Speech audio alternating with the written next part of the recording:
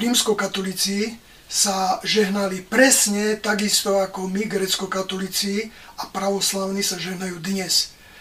A to až aspoň do 13. storočia a možno aj neskôr, pretože máme dokumenty, zachovali sa exaktné dokumenty, že napríklad pápež Inocent III, ktorý bol pápežom na prelome 12. a 13. storočia, veľmi dôrazne prikazoval rímskokatolíkom, aby sa žehnali 3 prstami a sprava doľava. Presne tak, ako sa my do dneska žehnáme.